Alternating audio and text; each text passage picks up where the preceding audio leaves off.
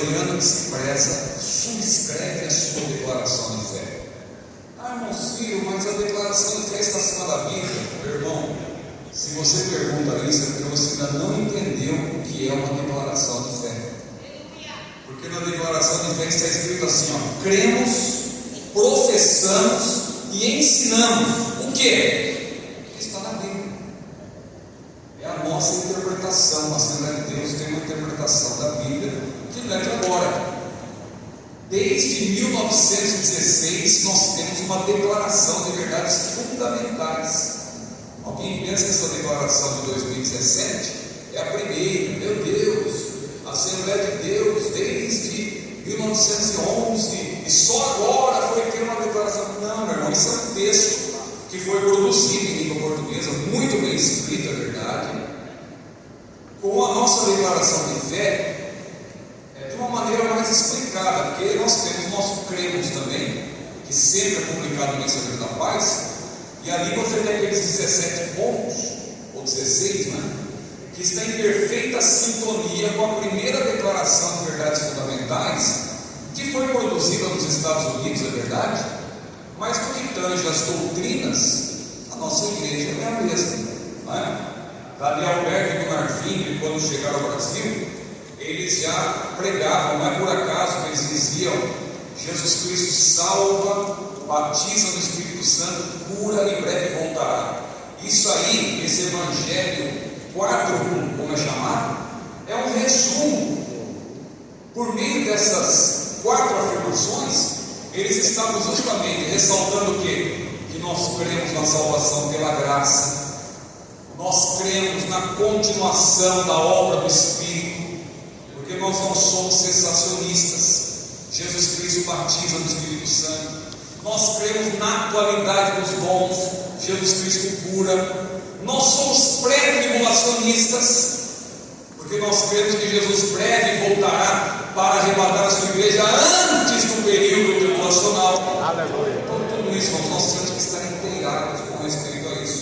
Eu não vou aqui me alongar porque o assunto não é esse, mas eu confesso que eu fico empolgado aí quando eu falo um pouco sobre esse assunto. É uma alegria, irmãos, estar aqui com pessoas tão ilustres, revendo aqui o pastor falou de pastor midiático. Pastor midiático é o pastor Jairo, né? Jairo Caio. Quem é o seu esborde na fila do pão, né? Mas nós estamos aprendendo com o pastor Jairo, aprendendo com os irmãos, e temos ali, por graça de Deus, um canal que o pastor bondosamente fez menção. Mas, meus irmãos, vamos direto ao assunto, né, para ganharmos tempo. Abramos as nossas Bíblias em Filipenses capítulo 4, versículos 4 a 9. Filipenses capítulo 4, versículos 4 a 9. É o texto que vamos tomar como base para a nossa ministração. Lembrando que temos um tema, um versículo geral, né, para embasar o tema geral, que é a integralidade do ministério cristão, no ministério cristão. E o texto que está sendo tomado como base é 2 Timóteo 2, 4, né? Esse aqui é o 4, né? É que o 5 também fala de militar, só que aí tem, você que é um leitor atento, você sabe que tem uma diferença. A figura que aparece no versículo 4 não é a figura que aparece no versículo 5. Por isso que você tem aí 7 figuras, na verdade. Paulo, quando escreve a Timóteo, ele começa chamando Timóteo aí, em 2 Timóteo 2, de filho. Depois ele fala do soldado. Ninguém que milita se embaraça com os negócios dessa vida, a fim de agradar aquele que alistou para a guerra. A figura aí claramente é do soldado. Mas depois ele fala da figura do atleta. Porque quando ele menciona o versículo 5, ele fala que ninguém é coroado se não militar legitimamente. Aí no texto grego, claro, você percebe essa diferença claramente, que é militar no sentido de ser um atleta e ganhar uma coroa de louros, porque o atleta que participava da Olimpíada, ele ganhava aquela coroa de louros, que Pedro inclusive diz que era uma coroa que merecia. Por isso que ele disse que em breve o Senhor virá para nos dar a imarcessível coroa de glória. O que é imarcessível? É uma coroa que não pode murchar. Por quê? Porque a coroa de louro já honrava o atleta vencedor, mas ela murchava. Era uma honra que passava, porque o camarada era honrado naquela hora, mas quando ele olhava para a coroa, já tinha murchado. Mas a nossa coroa não murcha, glória a Deus. Algumas traduções até, eu acredito que os tradutores não foram muito felizes quando tentaram equiparar essa coroa a uma coroa de metal.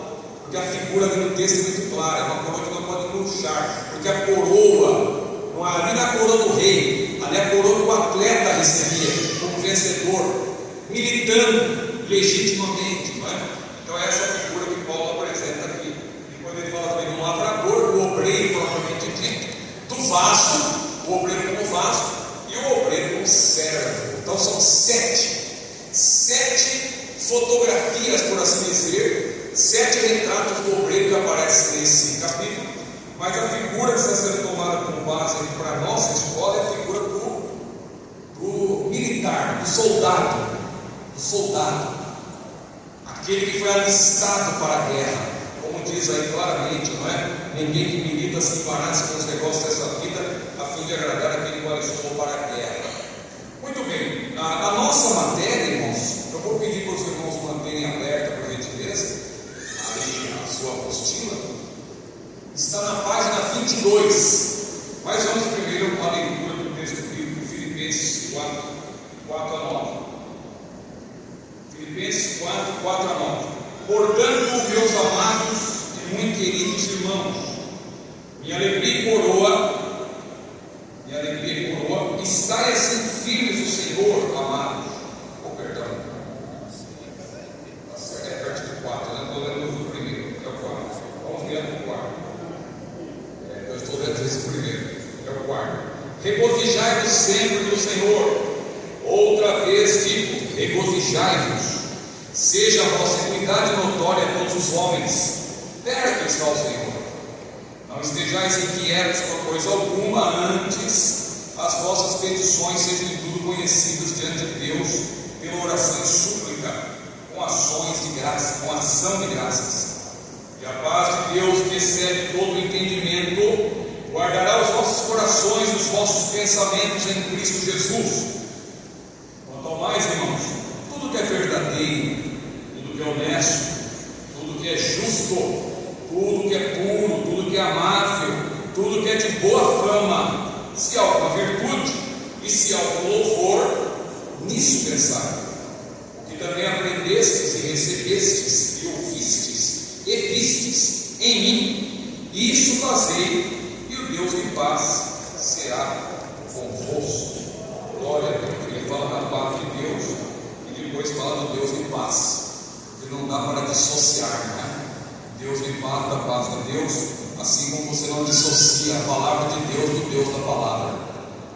Há pessoas que dizem por aí, não, eu sirvo a Deus, mas fecha a Bíblia agora que Deus está me dando uma revelação nova. Cuidado com ele, meu irmão, porque aquele que tem compromisso com o Deus da palavra também tem compromisso com a palavra de Deus.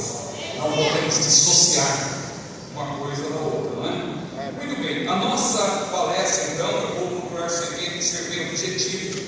Alguma coisa os irmãos vão perceber que eu coloquei aí para estudo, porque claro, uma palestra de 40, 50 minutos não vai dar para abordar tudo que está aí, mas eu faço de propósito, até comentava com o pastor Varela sobre isso, que alguma coisa a gente coloca a mais, para que os irmãos possam juntar aquilo que estamos falando com aquilo que está escrito, e assim os irmãos vão ter um maior proveito. No final também, está na segunda palestra, mas também faz parte dessa primeira.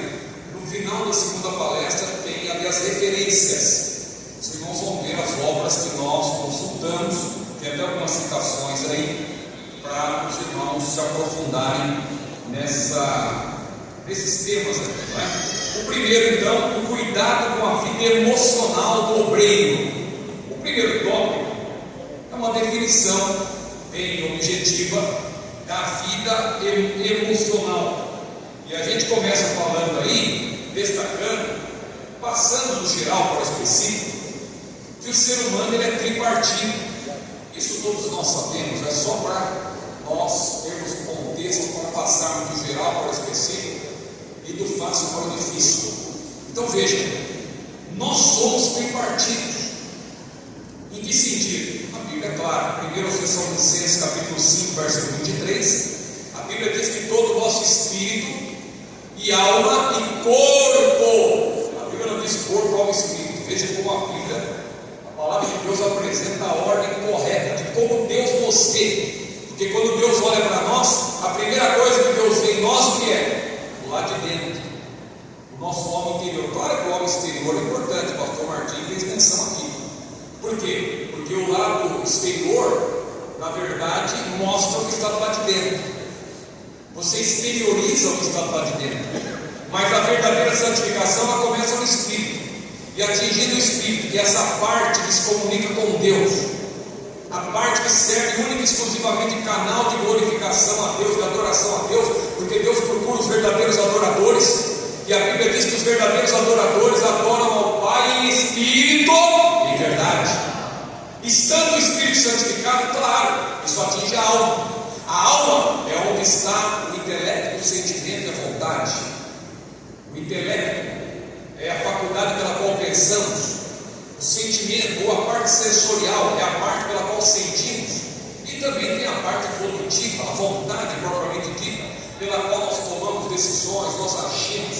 Então veja, intelecto, sentimento e vontade. Uma faculdade pela qual pensamos, ou uma faculdade que pensa, uma faculdade que sente, a parte sensorial, e uma parte que leva a tomar decisão, leva a agir, a vontade, intelecto, sentimento e vontade. Isso está na alma. É na alma que está a sede dos nossos sentimentos, das nossas emoções. É a alma onde está a verdadeira pessoa, o verdadeiro Ciro. Não é esse que você está vendo. Você está vendo o corpo, que é o invólucro de tudo isso, pelo qual tem o contato com esse mundo, mediante os 5 sentidos, não é? Visão, audição, olfato, paladar e tato. Mas o corpo é tão somente o invólucro do verdadeiro Ciro. O verdadeiro Ciro é invisível, é a alma que vivifica esse corpo. Só que além da alma tem o espírito. O Ciro não é a mesma coisa. O irmão então quer dizer que não é tricotômico, é a tricotomia. Mas e quem é dicotômico? Veja, meu irmão, nós temos que seguir o que a palavra de Deus diz.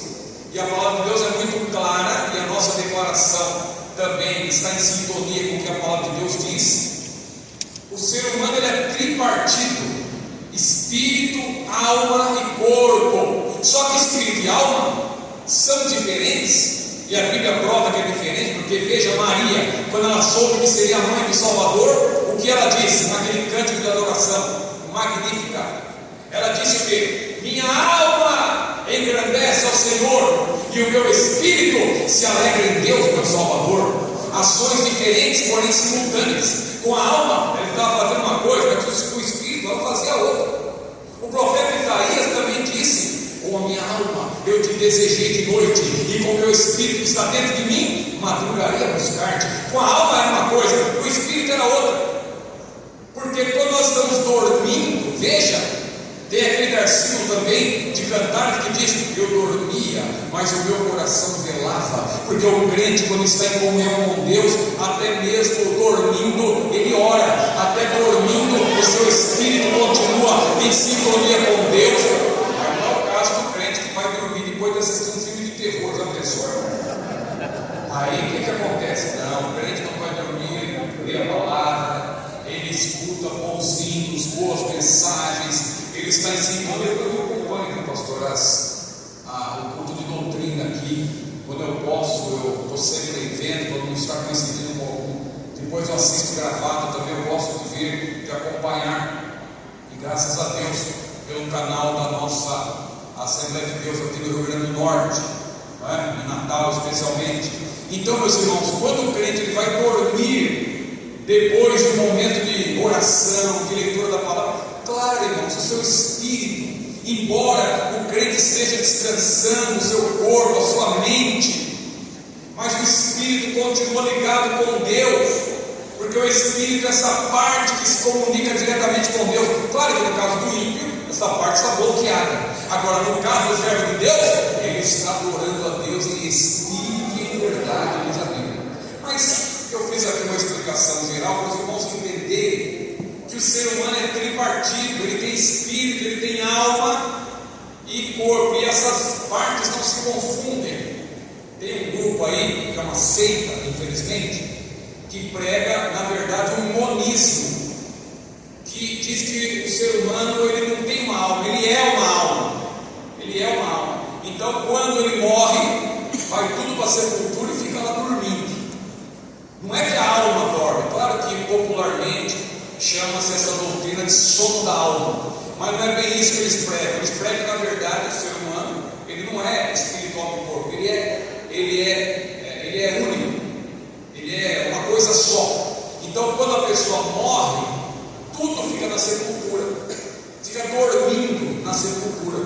Isso é uma heresia, vocês não sabem muito bem disso. Agora, nós cremos no que a Bíblia diz, que inclusive a Bíblia menciona que a palavra de Deus ela vai na divisão, onde? Da alma e do espírito. Tem uma divisão que o bisturi do médico não entra lá. E nenhum especialista no estudo da alma, por mais que seja doutor, pós-doutor, não sabe onde é a divisão do espírito e alma, mas a palavra de Deus vai lá. A palavra de Deus é viva e eficaz, e ela penetra exatamente, diz a Bíblia, a ponto de dividir, que ela vai lá justamente na divisão de alma e espírito. Então há uma diferença aí. Mas o que nós estamos falando, nosso assunto tem a ver com a alma, porque a alma é a sede das emoções. Então veja aí, nesse primeiro tópico, o que é a vida emocional, o segundo ponto, a vida emocional está relacionada com a faculdade sensorial da alma. É necessário que haja equilíbrio entre as faculdades intelectual, sensorial e volitiva, para que haja plena saúde emocional, porque tudo está interligado. A mente, veja, eu não estou aqui pregando o poder da mente, mas a mente, se você tiver uma mente firmada em Deus, firmada na palavra de Deus, a mente, por meio dela, e claro, pela graça de Deus, você bloqueia determinados sentimentos negativos pela mente, pelo intelecto. Não é por acaso que João, que é considerado o apóstolo do amor, eu vejo que João também é o apóstolo da certeza, o apóstolo do conhecimento, e um autor que sempre menciona o intelecto, a mente, você conhecer, você agir de acordo com o que você sabe, você usar a sua mente de maneira positiva. Então, isso é muito importante. Depois, se houver tempo, nós vamos ainda fazer uma abordagem geral sobre Filipenses 4, 4 a 9. Mas veja o ponto 3, a importância da inteligência emocional. Isso aqui, irmãos, é para o estudo. Os irmãos estudarem, eu sigo aí aquele especialista, Daniel Goleman, tem livros dele, tem uma obra que eu cito nas referências, que é a obra chamada Foco. Ele tem várias obras, né?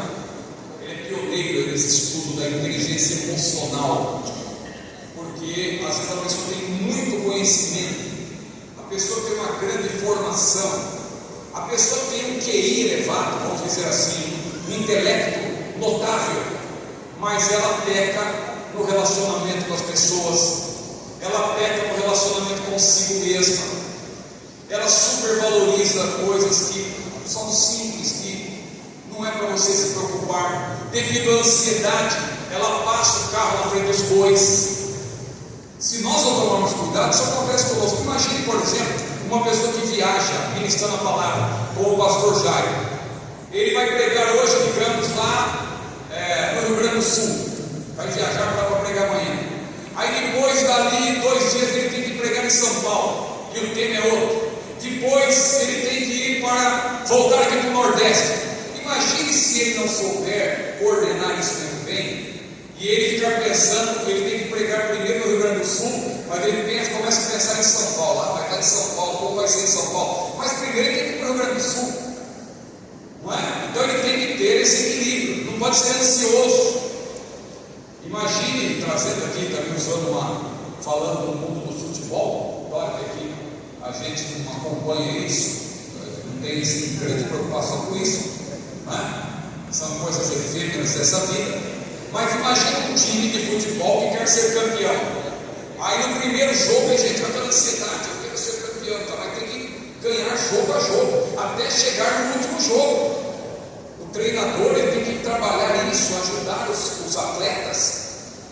Eu falo isso porque uma ocasião eu fui convidado pelo pastor Martinho, eu estava numa escola bíblica aí no Rio Grande do Sul, e entrou um rapaz lá e disse: olha, eu sou treinador de futebol, será que o senhor podia dar uma palestra lá para os meus jogadores? Eu fiquei pensando, para mim é uma oportunidade de falar de Jesus, né? Então o pastor Leonardo Cabral estava presente também naquela ocasião. Ele disse que não podia, mas depois ele acabou indo, fez uma oração lá também.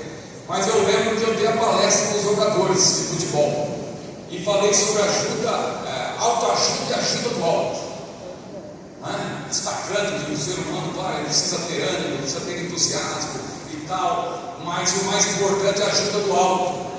E foi interessante que foi uma palestra no sábado e alguns jogadores até choraram ouvindo a palavra, eu orei por eles.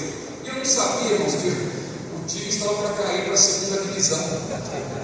E aí, quando chegou no domingo, o pastor foi lá falar comigo. O pastor não, o treinador, né? Ele era crente e tal. Não me lembro se ele era daquele igreja ou de outra, mas ele me procurou e disse: olha, eu quero agradecer o irmão foi lá e deu aquela palavra. Sabe, nós íamos ser rebaixados, ganhamos, irmão. Ganhamos e não vamos mais ser rebaixados. Isso é importante. O mais importante é a mensagem, né, da palavra. Mas graças a Deus por isso. É importante, mas uma palavra de ânimo, né, da parte do Senhor, porque a alma ela precisa disso também. Então, aí nós temos essa explicação sobre a inteligência emocional, no ponto 3, em que eu coloquei aí para os irmãos ampliarem o seu estudo algumas áreas da nossa inteligência. Alguns parecem que têm mais ou exercitam mais em determinada área. Na verdade, todas essas áreas devem ser exploradas por todos nós, mas alguns parecem que têm uma facilidade em determinadas áreas em relação a outras, em detrimento de outras. Então eu cito aí, por exemplo, a área lógica, matemática, a linguística, a área naturalista. Não vá confundir com naturalista, porque naturalista você sabe, tem a ver com outra coisa. Essas praias de nudismo por aí, infelizmente no Rio de Janeiro tem bastante. Quem for ao Rio de Janeiro, tome cuidado, viu? Porque se você vai seguindo ali pela, que o pessoal fala que é o caminho das novelas, né? Que é a parte bonita do Rio de Janeiro, que só aparece nas novelas e tal. Se a pessoa vai seguindo ali, ladeando o mar, chega um ponto, você tem que ficar atento. Eles colocam lá placa, naturismo e tal, aí você não avança, porque senão você vai deparar com alguma coisa que você não estava talvez preparado para ver. Então a gente tem que ter cuidado. Mas não confunda que é naturalismo, não é naturalista. Aqui naturalismo também não tem a ver com a filosofia. Você sabe que o naturalismo, do ponto de vista filosófico, tem a ver com até mesmo evolucionismo, com ateísmo. É na verdade um campo contrário ao nosso teísmo cristão. O naturalismo tem a ver mais com o teísmo, com D, não com T. Teísmo com T é a nossa cosmovisão. Nossa cosmovisão, segundo a Bíblia, é teísta.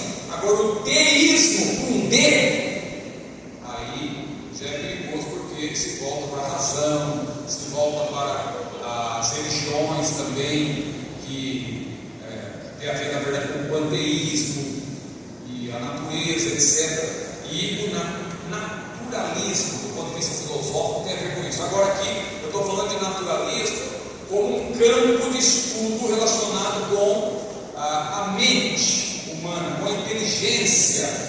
Então a inteligência tem a ver com isso. A inteligência interpessoal, que é outra área.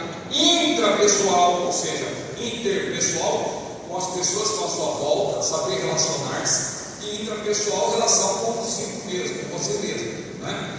Então, intrapessoal, espacial, né? Veja que a inteligência espacial é muito importante para um motorista. Por exemplo, veja, você já percebeu alguns anos, às vezes a gente vê vídeos de acidentes, a gente fica pensando, meu Deus, como que a pessoa não tem noção? A pessoa vai entrar numa estrada, ela está para entrar numa estrada e ela não percebe, ela não consegue, porque isso é um cálculo que você faz. A inteligência espacial tem a ver com isso, você faz um cálculo. Você percebe a velocidade que o carro está vindo e você sabe se você pode ir ou não. Então, o motorista que tem essa área bem desenvolvida, ele sabe que eu não vou entrar, porque se eu for, não vai dar tempo. Então, ele espera, aí ele calcula bem, ele olha, aí que ele vai. Outro dia até aconteceu um caso no Rio de Janeiro muito triste, de um homem que saiu ali do estacionamento de um shopping. Infelizmente ele já saiu e foi para o meio da pista, e ele não calculou bem. Infelizmente o carro foi atingido ali, houve vítima, foi muito triste, né?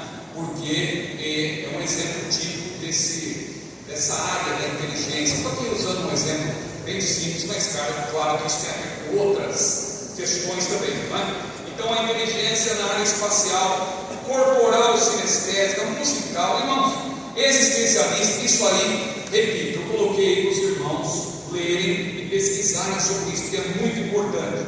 Mas vamos para o quarto ponto. O que caracteriza a inteligência emocional? Que, como eu disse, o intelecto e a mente, mais especificamente, exerce domínio. Se a sua mente estiver firmada em Deus, você consegue até bloquear determinados sentimentos negativos, sentimentos que te abatem, e você diz, não, eu não vou aceitar isso. Você consegue, claro, estou dizendo que é poder da mente. Aí o mundo vai pregar isso, as pessoas, os especialistas no mundo vão pregar isso, mas nós que somos servos de Deus, nós sabemos que nós conseguimos isso quando a nossa mente está firmada em Deus.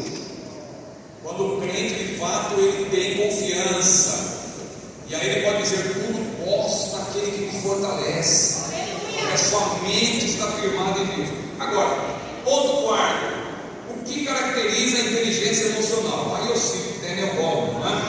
Aí tem 5 pilares que ele apresenta nas suas obras: conhecer as próprias emoções, controlá-las, é o segundo pilar, porque para controlá-las você tem que conhecê-las. Aí tem algumas abordagens importantes: a automotivação, a empatia e também relacionar-se interpessoalmente, saber relacionar-se, o organismo social. Para se relacionar bem socialmente é fundamental o equilíbrio entre a empatia, o autocontrole e a autoconsciência. Então veja que é um assunto profundo para ser estudado. Aqui eu estou gerando motivação para os irmãos estudarem isso, mas eu quero agora saltar para o tópico 2: como manter-se emocionalmente sadio no ministério? Uma pergunta.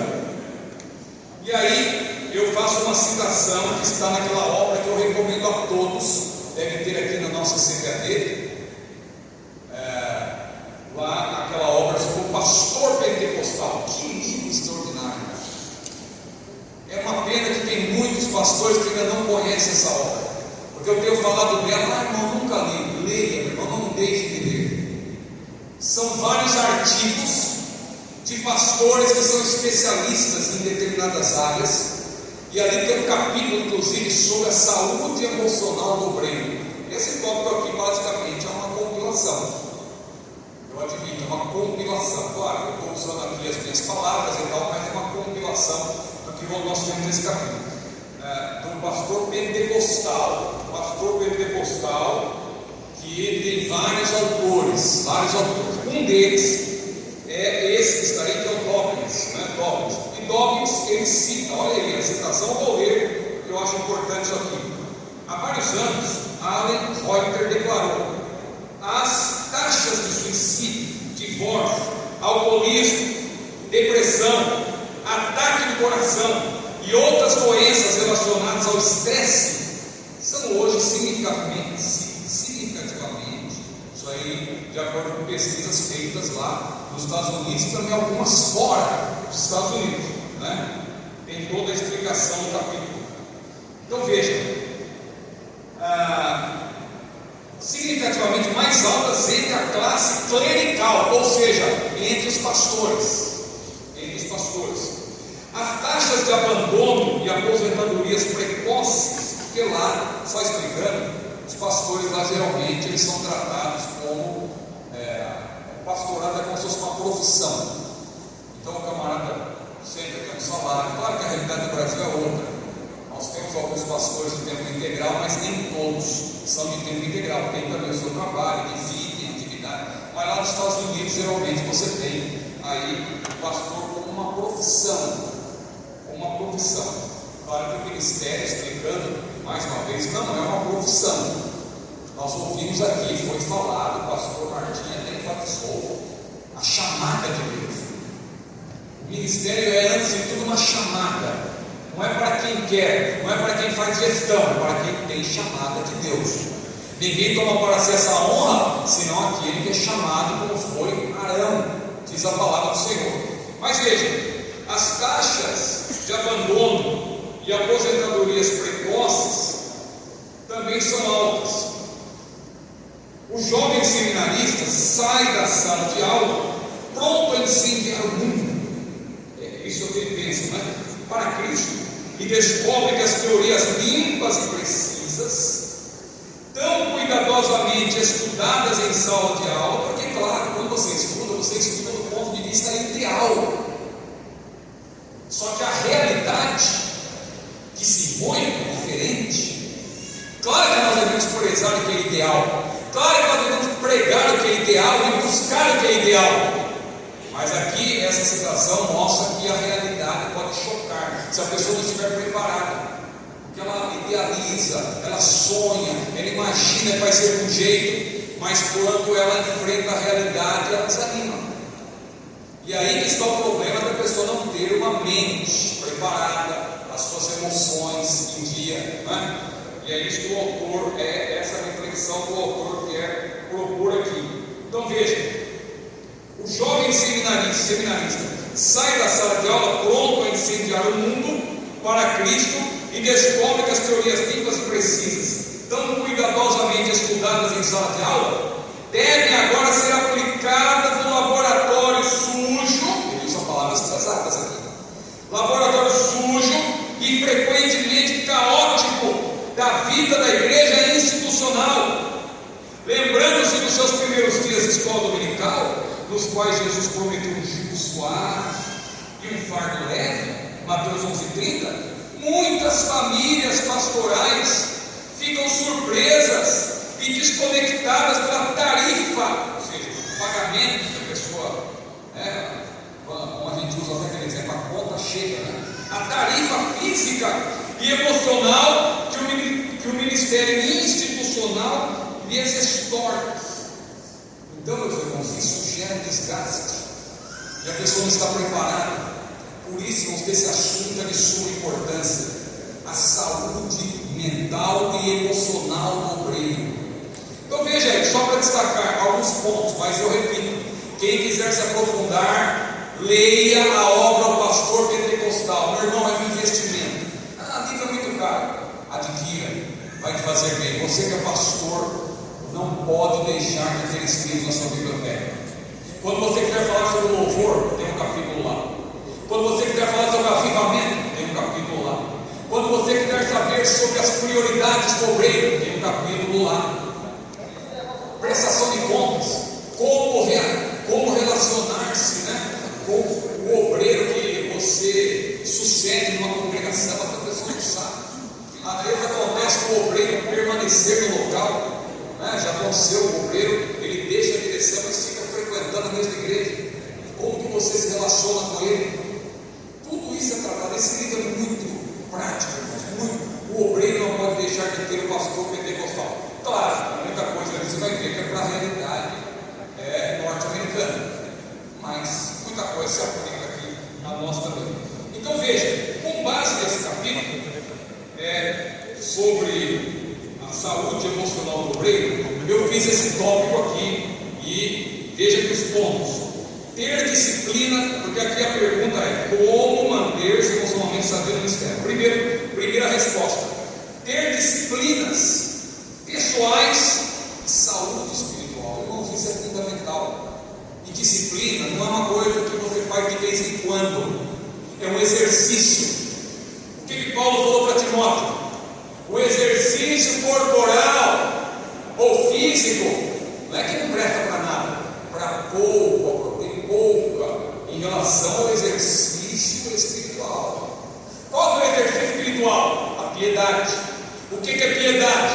Literalmente, piedade significa estar de frente para Deus, é comunhão com Deus, isso é exercício espiritual. Então, o exercício físico, em comparação com a piedade, que é o exercício espiritual, para pouco aproveita, mas a piedade em tudo é proveitosa. Então, o autor aqui nesse capítulo, e eu estou aqui tomando como base, ele explica isso. O obreiro deve antes de tudo desenvolver o hábito da leitura devocional. Hábito não quer dizer que você faz isso de vez em quando, é todo dia, irmão. Você deixa de comer algum dia? Não. Então você cuida da sua saúde física. Agora, você deixa de meditar na palavra um dia, você já vai ficar em defasagem, você já vai ficar com dificuldade. Por que aquele irmão caiu? Por que aquele irmão parecia que era tão crente? Por que ele teve aquela dificuldade? E por que tem obreiros que estão há 30, 40, 50 anos do mesmo jeito? Meu Deus, desde que eu conheço aquele irmão, ele tem a mesma firmeza, ele tem a mesma dedicação. Por que aquele irmão se mantém?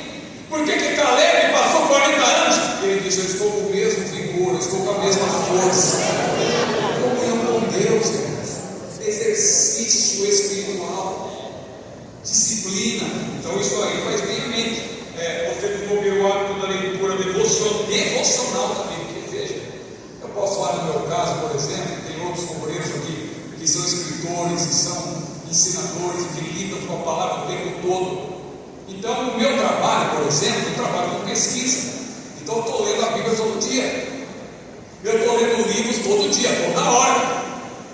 Quando eu posto lá no meu canal, no Insta também, lá, fotos, eu segurando um livro, ali não é exibicionismo não, eu quero motivar as pessoas a ler. E por quê? Por graça de Deus eu também leio. Agora, uma coisa é você ler para pesquisar, uma leitura que faz parte da sua atividade de pesquisa.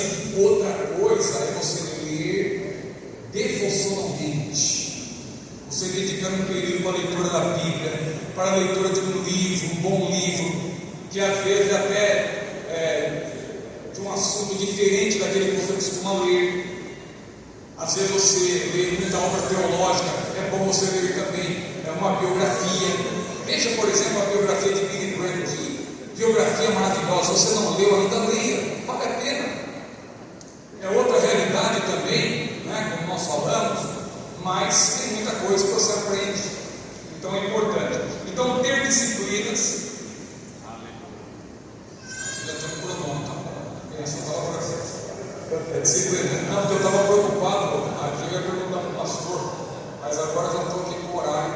Então, se eu correr um pouco aqui, vocês já sabem, porque aqui está delimitando. Então, mas eu repito, o meu objetivo aqui não é falar tudo que está escrito aqui, é falar o que dá para falar agora, e vocês vão escutar aquilo que eu estou falando, com aquilo que está escrito, e vão ter um melhor aproveitamento. Então, esse primeiro ponto é importantíssimo, ter disciplinas. Segundo, formar expectativas realistas. Aí voltamos à citação de Dawkins, porque às vezes a pessoa ela fica presa ao ideal, aquilo que é ideal. Claro que nós devemos buscar o ideal, mas nós temos que ter expectativas realistas. Não vá pensar além do que está acontecendo na realidade. O Brasil tem uma realidade, a nossa igreja tem uma realidade, a sua vida particular tem uma realidade. Então você, claro, o que vier além disso é lucro, como se diz. Você em tudo dá graça. A Bíblia diz: em tudo dá graça, que essa é a vontade de Deus. Mas você não vai, como aquele adolescente adolescente, aquela adolescente que está querendo ingressar na faculdade, e a pessoa faz uma expectativa: não, eu quero estudar naquela universidade, tem que ser aquela, e a pessoa se empenha e tal, mas não consegue entrar naquela, aí vem aquela frustração. Mas tem outras faculdades muito boas, tem outras universidades muito boas.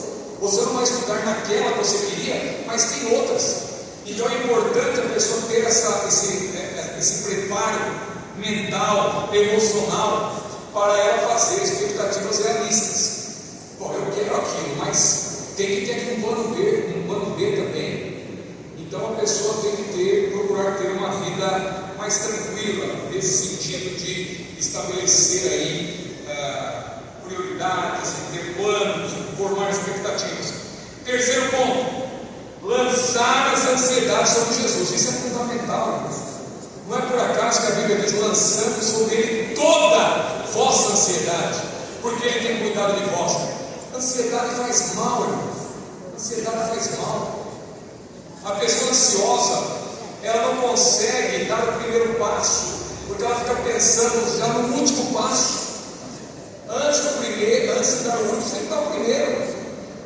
Lembra lá quando Deus fez com que o povo passasse pelo Rio Jordão a seco? Como que foi? Os sacerdotes foram na frente. Aí, o que Deus tinha dito? Quando eles tocassem com os pés ali nas águas, as águas vão ser retidas.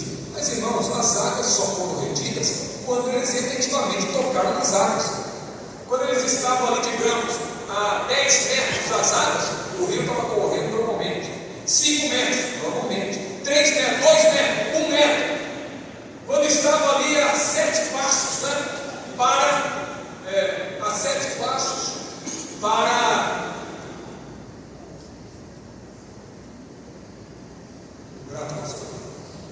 Quando os sacerdotes estavam ali a 7 passos de tocar ainda na água, a água estava correndo normalmente. Aí quando podemos levar até aqui Naamã, dos 7 mergulhos de Naamã ficou curado quando? Só no último mergulho. Quando ele afundou pela 7ª vez, ele ainda estava leproso. Então colocou a cabeça lá de fora, aí já tinha sido curado. Glória seja dada ao maravilhoso nome do Senhor. Isso é uma pregação, não é? O último passo, mas que aplica-se a que nós estamos falando também. A ansiedade, a pessoa coloca o último passo na frente do primeiro, e ela quer pôr o carro na frente dos bois. Não, vá com calma, para chegar lá você tem que primeiro dar outros passos. Então devemos lançar a nossa ansiedade sobre Jesus. Quando estamos sobrecarregados com ansiedade, eu escrevi aí, devemos responder a seguinte pergunta: eu posso fazer alguma coisa com relação ao que me preocupa ou me deixa ansioso? É uma pergunta que você faz, você deve fazer. Eu posso fazer alguma coisa? Se eu posso, eu vou fazer. Agora eu não posso, então eu vou lançar sobre Jesus, lançando as vossas, e aí eu vou me preocupar com aquilo que eu posso fazer. Eu não posso, irmãos, deixar, e aí entra um outro livro que eu devo citar em algum lugar aí também, que eu gosto muito, que na verdade é um opúsculo, pela Unesco, né? Não é nem um livro, porque o livro ele tem que ter pelo menos lá 52 páginas, né? De acordo com a Unesco, contando as capas. Mas a Assembleia tem um opúsculo, um livreto, pouquíssimas páginas, elas em formato pequeno, que é A Tirania do Urgente, de Charles Rickman. Nem sei se tem para vender, porque vendia até em massa, porque era na verdade um livro muito barato. Era vendido até para pessoas distribuir para outros. Mas esse livro, irmãos, marcou a minha vida e eu já li várias vezes. O que é a tirania do urgente? É quando você deixa de fazer o que é importante por causa do urgente. Você só faz o que é urgente, você prioriza o que é urgente e se esquece do que é importante. Não podemos nos esquecermos do que é importante. Devemos sim apagar incêndio, como se diz na linguagem popular, mas tem outras atividades que não podemos deixar de fazer. Então tudo isso você consegue quando você, na verdade, não é uma pessoa ansiosa, quando você lança as suas ansiedades sobre Jesus. Isso aqui eu não posso fazer nada, não compete a mim, então eu vou deixar no Senhor, eu vou descansar no Senhor, eu vou esperar no Senhor. Ele é o Deus da provisão, Ele é o Deus do impossível. Ele pode fazer algo, eu vou me concentrar do que eu posso fazer. Mas se você não fizer nada, mas se eu não posso fazer, como que eu vou fazer se eu não tenho como fazer? Quando entra na esfera do impossível, irmãos, basta orar e esperar no Senhor. Quando Moisés chegou diante do Mar Vermelho, o que ele podia fazer? O exército inimigo atrás, para a direita e para a esquerda, não dava para fugir, era deserto de pedra. Como vai escapar ali? Não tinha como. E para frente estava o mar, atrás do inimigo, mas o caminho para cima estava aberto no céu. Ele falou com Deus, e Deus falou o que para Moisés? Moisés, ordena o povo que marche. O que você tem na sua mão? Senhor, eu tenho aqui a minha vara, então. É com essa vara que eu vou te usar. Glória a Deus. Então Deus nos usa com aquilo que nós temos. Então, quando não há para onde fugir, quando não há para onde correr, nós temos que lançar tudo diante do Senhor. Glória a Deus. O quarto ponto, manter uma atitude positiva em relação à vida. E o quinto, proteger seu casamento. Irmãos, isso é muito importante. Eu estou falando aqui para obreiros, obreiras, estou falando para casais. Protejam o seu casamento. Protejam o seu casamento. É aí que está o equilíbrio. Para você ter uma vida bem sucedida, você tem que ter um bom casamento equilibrado. Um casamento em que haja harmonia. Discussões vão acontecer, evidentemente, mas procure estar em paz. Não é? Eu coloquei aí, nunca houve tantos divórcios, dando toques novamente, entre os pastores em todo o mundo.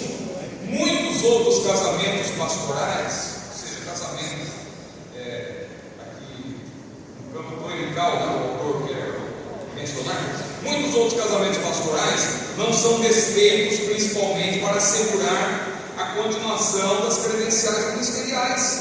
Ou seja, a pessoa vive de fachada, como se diz. É uma hipocrisia, não é?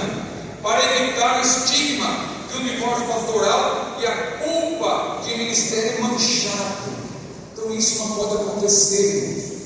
Temos que buscar ajuda. Seu casamento não está bem, procure ajuda. Procure resolver isso. Não viva de aparências. Não aceite viver dessa maneira. É isso que vai gerar problemas para você. É isso que vai gerar a falta de equilíbrio que você vai precisar para suportar dificuldades. É importantíssimo, irmãos, proteger o casamento. Aí o terceiro tópico, eu digo, é um tópico bíblico. Então fica aí até o irmão que gosta de pregar, dar estudo, modéstia à parte. Está aí estourado. Então veja aí. O que Filipenses 4:4-9 nos ensina sobre a vida emocional. Primeiro ponto. A alegria constante caracteriza um obreiro sadio emocionalmente. Regozijai-vos sempre no Senhor. Outra vez digo, regozijai-vos. Então está aí. Ponto 2. O obreiro sadio emocionalmente é moderado. Versículo 5. Terceiro ponto. A ansiedade não faz bem, à alma do obreiro. Versículo 6, parte A. Ponto 4. O obreiro sadio emocionalmente é um homem de oração. Parte 6, versículo 6, a segunda parte. Ponto 5. A paz transcendente de Deus guarda as emoções do obreiro. Versículo 7. Ponto 6. A saúde emocional do obreiro decorre da sua maneira de pensar. Olha que ponto importante. Quanto ao mais, irmãos, tudo que é verdadeiro, tudo que é honesto, tudo que é justo, tudo que é puro, tudo que é amável, tudo que é de boa fama, se há alguma virtude, se há algum louvor, nisso pensar. Versículo 8. E aí tem, ponto por ponto, uma pequena menção. Os irmãos, claro, que são pregadores, lendo isso aqui pode desdobrar e pormenorizar, não é? Pensamento verdadeiro, pensamento honesto, pensamento justo e por aí vai. E o sétimo ponto, o obreiro sadio emocionalmente pratica o que tem aprendido, porque Paulo diz: o que também aprendestes e recebestes e ouvistes e vistes em mim, isso fazei, e o Deus de paz seja convosco. Então é a conclusão. Agora nós vamos dar um salto para a página, vamos um pouco mais além, vamos para a página 40, perdão, 34, página 34. São as referências que eu mencionei, irmãos. As referências que dizem respeito tanto à primeira palestra como à segunda que vai ser apresentada agora. Olha aqui, ó, o que eu cito e o que eu utilizei para preparar esses estudos. O pastor pentecostal, que está citado aí de duas formas, porque são capítulos. Academicamente falando, a gente faz assim, né? Então, veja bem, aqui de Dobbins eu estou citando o capítulo Mantendo-se Saudável no Ministério, constante aí do pastor pentecostal, que tem como editor, organizador, né, por assim dizer, Thomas Presley. Então aí está, Mantendo-se Saudável no Ministério, é o capítulo que eu utilizei. Depois você tem Daniel Goleman, Foco. Que livro interessante esse. É um livro, claro, do ponto de vista secular, ele é cientista, mas ele mostra como é importante você ter o foco, manter o foco. Nós vivemos aí temos uma geração hoje que não tem foco para nada. Começa a ler um texto, dali a pouco desvia a atenção, não consegue concluir a leitura. Veja, por exemplo, o hipertexto que você tem na internet. O hipertexto que tem link para vídeo e etc, para outro texto e para rede social. A pessoa não consegue terminar a leitura. Ela clica em alguma coisa, vai para outro lugar, lá tem outro lugar para clicar. Ela não consegue ter foco em nada. Então esse livro é muito bom, ele te ajuda nesse sentido. Aqui o livreto que eu citei de George Himmel, né? A Tirania do Urgente, e também outros livros que são comentários de Filipenses e também de Hebreus que eu utilizei. E de Thomas Presley, que eu vou citar aqui especificamente, o capítulo Prioridades na Vida do Pastor, também consta do pastor pentecostal. Os irmãos que puderem dar uma passadinha ali na CDAD, certamente vão encontrar esse livro lá. Aliás, eu peço permissão do pastor da igreja, o pastor Martim, eu creio que ele já foi avisado pelo pastor Éder, né? E hoje à tarde, às 16 horas, os irmãos são convidados. Quem puder chegar um pouco mais cedo, antes do culto, vamos ter ali um momento ali para um bate-papo, né, como está sendo chamado, sobre os nossos livros, especialmente Pedro, o primeiro pregador pentecostal. Está sendo divulgado nas redes sociais e os irmãos então são convidados hoje à tarde, às 16 horas. Se Deus quiser, estaremos ali para esse momento ali com alguns irmãos que desejarem uma foto, uma dedicatória, e também aproveitar para comprar o livro Pastor Pentecostal. Estamos falando tanto dele aqui, quem puder adquira, porque vale a pena. Tomara que o pastor Éder tenha ali, né? Porque às vezes esse livro fica também em falta. Mas vamos abrir as nossas Bíblias, irmãos, e vamos voltar agora sim para a página 30. A honra de servir no ministério. É a segunda parte aqui da nossa participação. Eu já quero agradecer a Deus pelo privilégio de participar mais uma vez aqui desta escola bíblica. Como disse ontem, irmãos, a minha primeira participação numa escola bíblica aqui no Rio Grande do Norte foi, por graça de Deus, em 2003. Então está fazendo 20 anos. Não parece, né? Porque eu com essa aparência jovial, né? Não tenho nenhum cabelo branco. Eu gosto de falar isso porque a minha mãe, eu herdei dela. A minha mãe tem 83 anos e não tem nenhum fio de cabelo branco.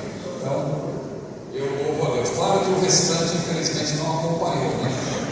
Se acompanhasse, ela estaria ainda mais jovial. Mas o cabelo, pelo menos, ascendência italiana. Mas minha mãe é espanhola, né? Meu pai, a minha ascendência é italiana por parte de pai. A minha mãe, Sanches, né? Filho de Sanches, né, pastor? Estava comentando aqui com o pastor Eliezer, a sua esposa, sobre essa curiosidade, né, que no espanhol, sobrenomes que terminam com ES é sempre filho, né? Fernandes é filho de Fernando, Rodrigues filho de Rodrigo, e Sancho é filho de quem? De Sancho, né? Filho de Sancho, é um personagem lá do livro do Dom Quixote, né? Muito bem, Hebreus capítulo 5, versículos 1 a 4, é o texto que podemos tomar como base para essa meditação. Porque todo sumo sacerdote tomado dentre os homens é constituído a favor dos homens nas coisas concernentes a Deus, para que ofereça dons e sacrifícios pelos pecados, e possa compadecer-se eternamente dos ignorantes e errados, pois também ele mesmo está rodeado de fraqueza. E por esta causa deve ele, tanto pelo povo, como também por si mesmo, fazer oferta pelos pecados. Agora o versículo 4. E ninguém toma para si esta honra, senão que é chamado por Deus como Arão. Ninguém pode tomar esta honra. Pois bem, nessa segunda aula, por assim dizer, nessa palestra, tendo em mente o tema geral dessa escola bíblica e nossa aula anterior sobre o cuidado do obreiro com as suas emoções, a ênfase agora ela vai recair sobre a honra de servir ao Senhor no ministério. Por outro lado, já que temos essa honra, devemos também honrar a Deus, que nos chamou de modo soberano. É uma honra servir e por isso nós temos que honrar a Deus. Eu coloquei aí como primeiro tópico as prioridades do obreiro. Esse assunto, claro, está em conexão com o anterior. Eu já mencionei que isso tem a ver também, priorizar, tem a ver com as nossas emoções, tem a ver com a questão de evitar-se a ansiedade e de lançar as nossas ansiedades sobre o Senhor. Tem a ver com a tirania do urgente, quando nós passamos o carro à frente dos bois.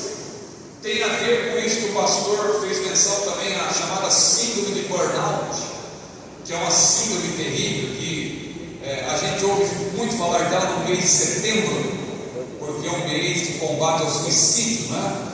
O setembro amarelo. Então se fala muito de burnout, porque burnout, para quem não sabe, só aqui para uma questão de falar, para que ninguém fique curioso e queira saber, então burnout, que é isso? Burnout é uma expressão que vem do inglês, burn, queimar, né? Out, fora, mas forma-se uma expressão que significa esgotar-se, queimar-se, como por exemplo um palito de fósforo se acende e o fogo vai até se consumir, até consumir todo o combustível, né? Então essa síndrome, ela começou a ser pesquisada no meio empresarial e tal, e hoje existe também o chamado burnout pastoral, infelizmente. A gente tem ouvido falar de pastores, inclusive, que até já tiraram a própria vida, infelizmente. E a gente está questionando, meu Deus, como pode uma coisa dessa? Como um pastor pode fazer isso? É porque o burnout, nesse caso, ele tira da pessoa a vontade de viver. Veja que a pessoa tendo problema no coração, sofrendo um infarto, claro, é terrível. A pessoa perde a sua vida, em muitos casos, né? Agora, no burnout, a pessoa perde a vontade de viver. Veja como é terrível também isso. É a síndrome de queimar-se, né? Começou a ser, lá no espanhol, eles falam que eles gostam de usar termos estrangeiros, né? Os irmãos falam síndrome de queimar-se por um trabalho, síndrome de queimar-se, porque na verdade a pessoa ela vai queimando todas as suas energias e ela não tem cuidado com a sua vida emocional e etc. Bom, é um outro assunto, mas que está ligado a esse também, que é muito importante. Mas vamos lá, as prioridades do obreiro, o primeiro tópico que eu coloquei aí, primeiro definindo o que é prioridade, é a condição do que é primeiro, em tempo, ordem, dignidade, preferência, primazia. A condição do que está em primeiro lugar em importância, urgência, necessidade e premência. Irmãos, nós vemos que o próprio Deus ele prioriza. O princípio da prioridade, quem criou foi o próprio Deus. Por Por isso que nós devemos priorizar. Nós temos que priorizar porque o próprio Deus prioriza. Se houvesse tempo aqui de nós citarmos, detalhando, mas eu coloquei aí alguns pontos para a meditação. Veja que Deus, Ele prioriza, por exemplo, na formação do homem. Por que, se eu perguntasse aqui, por exemplo, só para fazer um gracejo, quem foi criado primeiro, irmãos? O homem ou a mulher? Olha, presta atenção à pergunta. Quem foi criado primeiro? O homem ou a mulher? Quem foi criado primeiro? Veja, deixa eu explicar aqui um pouco para os irmãos entenderem. Vamos pensar em Deus como um grande arquiteto. Não estou falando nada de maçonaria, viu? Porque lá na maçonaria eles falam com um grande arquiteto. Nós vamos falar de Deus, porque Deus é o Criador. Então vamos falar de Deus como um grande arquiteto. O arquiteto, irmãos, é aquele que cria. Por exemplo, os criadores de Brasília, lá, Niemeyer, aquele outro engenheiro que me fugiu o nome agora. Isso aí. Voltou mal que ele precisa repetir. Lúcio Costa, né? Então veja, o arquiteto, na verdade, ele é o criador. Vamos falar de Niemeyer, que é o mais famoso e tal, né? Viveu mais de 100 anos, era ateu, mas Deus ainda o ajudou pela graça, né? A graça que Deus faz com que o sol brilhe sobre maus e bons. Claro que não é a graça salvadora, é uma graça conhecida como graça comum.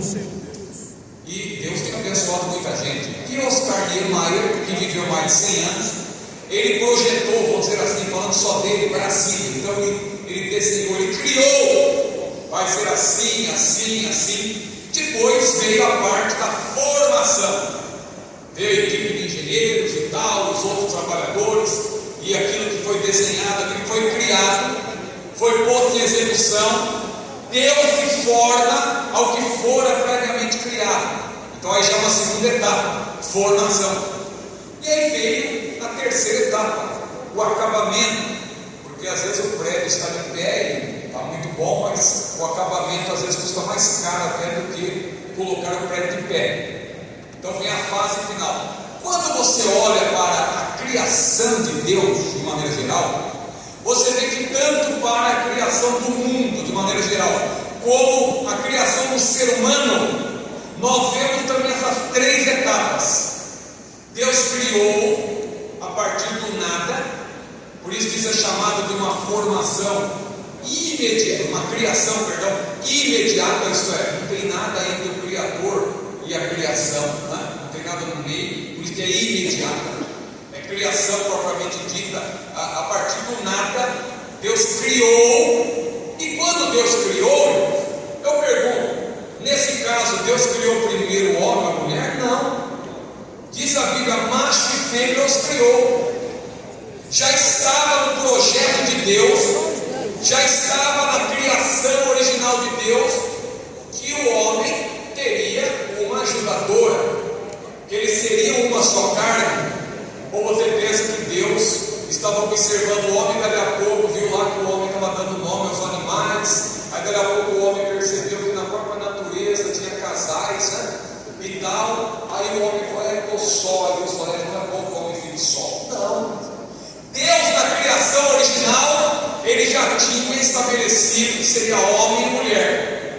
Agora, vem a segunda etapa da criação de Deus, que é a criação imediata, aqui também é chamada de formação. Criação imediata por quê? Porque agora já tem algo que Deus trabalhou para formar. Deus criou do nada. Quando Deus criou a terra, por exemplo, a terra era sem forma e vazia. Na etapa da criação, depois Deus foi dando forma ao que estava sem forma e vazio. No caso do ser humano, Deus criou o ser humano, homem e mulher, mas aí vem o princípio da prioridade. O que é o princípio da prioridade? O princípio da prioridade envolve escolha. O que Paulo falou? Vamos abrir as nossas Bíblias rapidamente. Veja, eu não queria nem me deter nesse assunto, mas eu comecei a falar, agora vou ter que explicar. 1 Timóteo capítulo 2, versículo 13. O que diz a Bíblia? 1 Timóteo capítulo 2, versículo 13. Porque primeiro foi criado Adão, depois Eva. Amém, irmãos? Não, amém nada. Eu li o versículo de forma errada. Primeiro foi formado. É aí que está o princípio da prioridade. Na hora de criar, macho e fêmea os criou. Gênesis 1, 26 e 27. Na hora de dar forma ao que estava previamente criado, irmãos, viram por que Deus não formou a primeira mulher? Você disputa com Deus, porque Deus é soberano. Deus escolheu, Deus priorizou o homem. Quando? Na formação. Na hora de formar, Deus formou o primeiro homem. E depois, tomando uma das costelas de Adão, aí sim Deus formou a mulher. A mulher foi formada depois. Então você percebe o princípio da prioridade? E depois vem também o acabamento, a feitura. Porque lá em Isaías 43, versículo 7, a Bíblia diz que Deus nos criou, nos formou e fez para a sua glória. Deu as 3 etapas: criação, propriamente dita, a partir do nada; formação, que é dar forma ao que estava previamente criado; e a feitura, que é o acabamento. Porque, aliás, o acabamento aplica-se principalmente à mulher, não é? Porque o verbo no hebraico é diferente. O verbo formar, no caso do homem, é pôr na forma, literalmente falando. Agora, o verbo formar para a mulher é formar aos poucos, detalhadamente. É por isso que a beleza está com as mulheres. Como dizia o mestre Antônio Gilberto, eu também conheço até um homem bonito, né? Conheço homens simpáticos e tal, mas beleza mesmo está com os homens. A beleza está com as mulheres. Então você veja como Deus compensa tudo, né? Deus formou o homem primeiro, mas deu a beleza para as mulheres. Mas Deus priorizou o homem. Então você percebe aí a prioridade, o princípio da prioridade. Você vê o princípio da prioridade também, eu coloquei aí, até mesmo nos dons, no exercício dos dons. Quando você lê 1 Coríntios capítulo 12, você vê primeiramente, não está por acaso aquilo ali, primeiramente pôs Deus na igreja apóstolos, em segundo lugar profetas, em terceiro doutores, depois milagres, dons de curar, depois. Veja como Deus prioriza. Deus prioriza e Deus hierarquiza. No que tange, por exemplo, a santificação, olha como Deus prioriza o Espírito. Todo o vosso Espírito, não diz todo o vosso corpo, todo o vosso Espírito. É Deus priorizando o Espírito. Até mesmo, irmãos, por ocasião do arrebatamento da igreja, vai haver a aplicação desse princípio da prioridade. Como? A Bíblia diz: nós não precederemos os que dormem. O mesmo Senhor descerá do céu com alarido, e com voz de arcanjo, e com trombeta de Deus. Os mortos em Cristo, os que morreram em Cristo, ressuscitarão primeiro.